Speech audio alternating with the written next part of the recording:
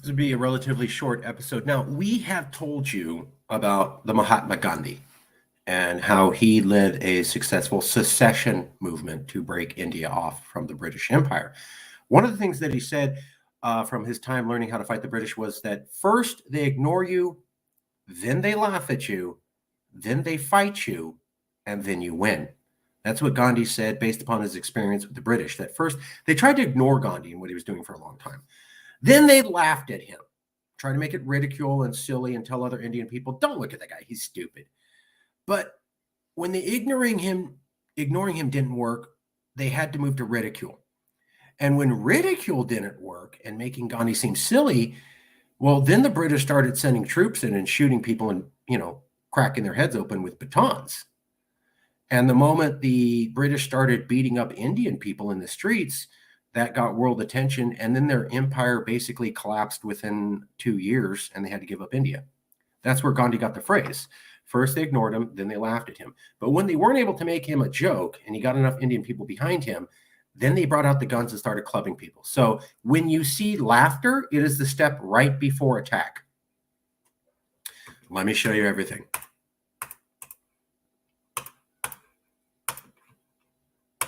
Here's a quote from Gandhi. First, they ignore you, then they laugh at you, then they fight you, then you win.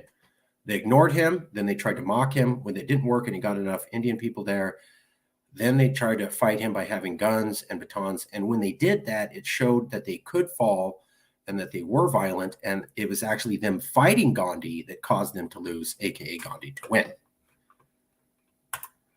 Now we have more people laughing at Marjorie Taylor Greene. So here's Stephen Colbert. And let's see, cue this up. And I put on closed captions so you can see what. Give it a second. I'm sick of these commercials coming on when I'm trying to do a show.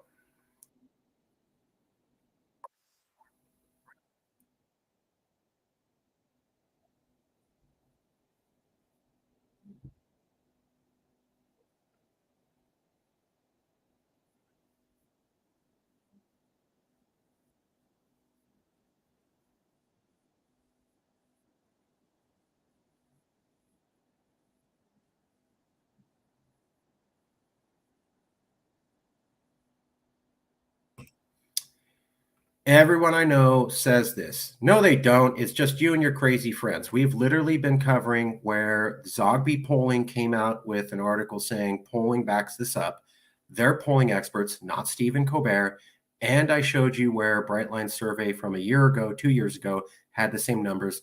Colbert won't mention that. So they don't want you to know that people were actually saying they were interested in this and that we have multiple surveys proving this. She's crazy and it's just her and Crazy Town. And those are the only people that talk about this. Let's insult her based upon lies.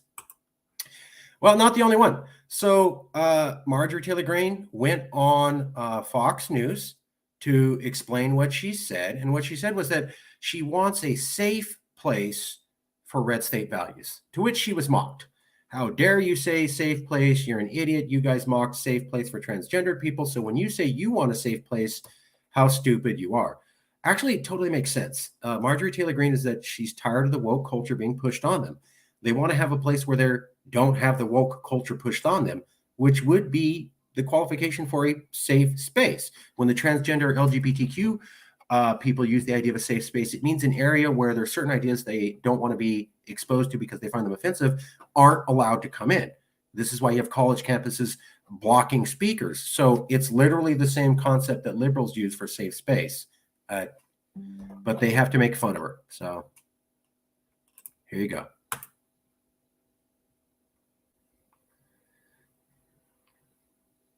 Our country's gotten to a dangerous point. We're fed up. We're fed up with democratic policies. We're fed up with the wokeness,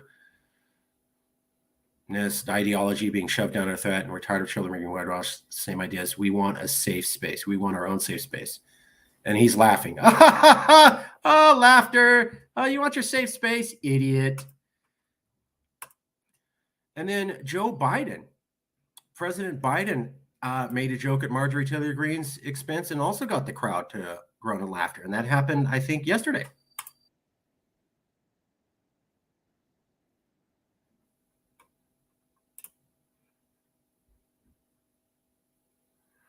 A little bit more Marjorie Taylor Greene.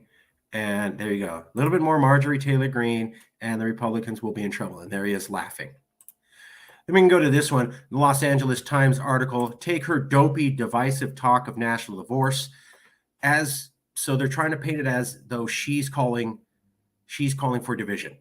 And they are not remembering Joseph Biden's ultra MAGA speech where he said 74 million Americans are the enemy, and that scared actual middle class and Democrats. And they said that was divisive. Or the time that Joe Biden was asked on the campaign trail, what can you do to reach out to MAGA Republicans? And he said probably nothing. Or the times that the multiple Democrats said, let's push, shove, smack, harass people who are Trump people, or the landslide counties, or the big sort, or the presidential election map, or the NPR articles on the big sort. None of that exists. None of that happened. There is no division. It's just her.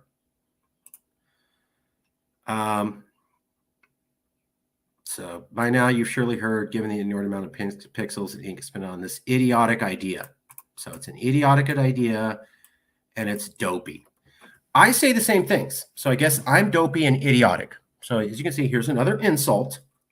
And here's the article. What should we do about Marjorie Taylor Greene? Just laugh at her and ignore her, and she's dopey, and let's insult her. And then here's another one. Marjorie Taylor Greene has found a fortune to be made trolling the shallow end of the gene pool for people confused and threatened by the complexities of life. Once again, they're referring to me. So she made this comment. I listened. So now anybody who listens to this and follows along with what she's saying is at the shallow end of the gene pool and is confused about the complexities of modern life. That means me.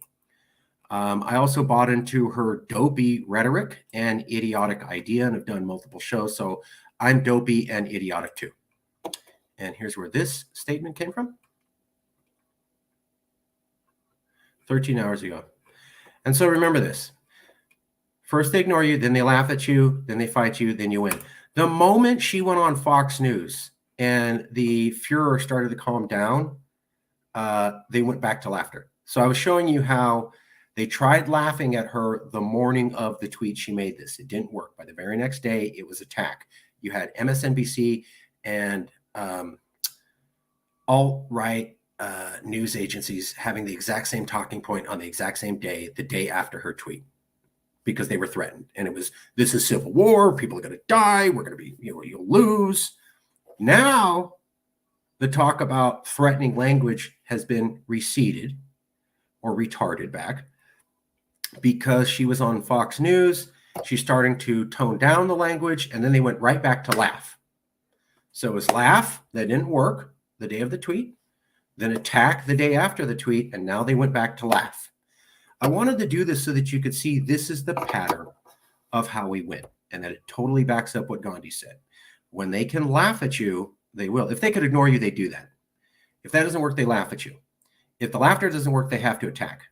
And the moment the attack works, they're going to go back to laughter so they can get you back down to being ignored.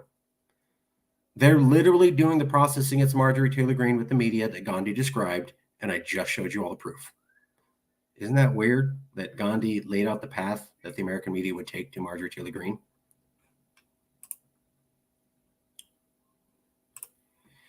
That's right. A lot of people are supporting national divorce, and that was what we were saying. The day Marjorie Taylor Greene came out with her tweet on national divorce, you had Morning Joe laugh at her, and people were trying to make fun of it. Then that Twitter post went into the nighttime, and it kept growing. And the very next day after her tweet, that's when the media angles start changing to this is civil war, people are, bloody, violence, people are going to die. And then when she goes on Fox News and tones it down, then they go right back to laugh. So I'm glad you see that there's a lot more support for national divorce. James Young, she's keeping the conversation going. And while I don't necessarily like her or the other things that she said, I don't believe that what she said in her tweet is illegal or unconstitutional or idiotic or dopey or for people who are on the low end of the gene pool or people who can't understand complexities. All of those descriptions were applied to me, and none of them actually fit. So it's nothing but slander. All right, we'll see you in a second. We've got another show coming up.